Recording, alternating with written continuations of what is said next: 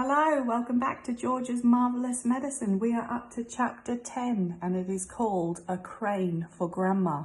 While we're reading today, I want you to think about if you were Grandma, what would you do next if you'd been given some marvellous medicine that made you grow to higher than a house? What would your plans be next? And a little reflection back to the last chapter. Did George's parents react the way that you would have expected them to when they arrived home and saw the giant chicken and Grandma? Okay, a crane for Grandma.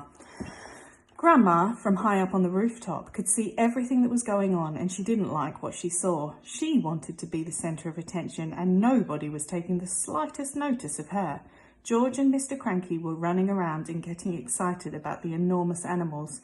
Mrs. Cranky was washing up in the kitchen and Grandma was all alone on the rooftop. "Hey you," she yelled. "George, get me a cup of tea this minute, you idle beast." "Don't listen to the old goat," Mr. Cranky said. "She's stuck where she is and it's a good thing too." "But we can't leave her up there, Dad," George said. "What if it rains?" "George," Grandma yelled. "Oh, you horrible little boy, you disgusting little worm. Fetch me a cup of tea at once and a slice of carrot cake." "We have to get her out, Dad," George said. "She won't give us any peace if we don't." Mrs. Cranky came outside and agreed with George. "She's my own mother," she said. "She's a pain in the neck," Mr. Cranky said.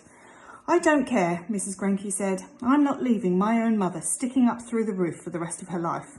So in the end, Mr. Cranky telephoned a crane company and asked them to send their biggest crane out to the house at once. The crane arrived 1 hour later. It was on wheels and there were 2 men inside it. The crane men climbed up onto the roof and put ropes under Grandma's arms. Then she was lifted right up through the roof. In a way, the medicine had done Grandma good.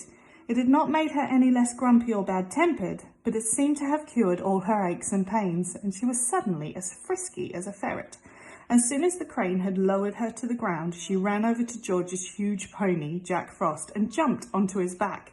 The ancient old hag, who was now as tall as a house, then galloped about the farm on a gigantic pony, jumping over trees and sheds and shouting, "Out of my way! Clear the deck! Stand back, all you miserable midgets, or I'll trample you to death!"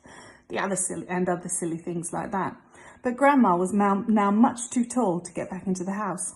She had to sleep that night in the hay barn with the mice and the rats. So it was a nice quick chapter there, but a lot to think about. So what would you have done if you were Grandma?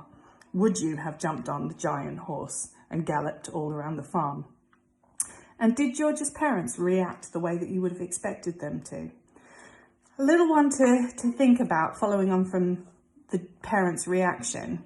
Have you ever expected somebody to react in a certain way and then they really surprised you and did something that you didn't expect? See you next time.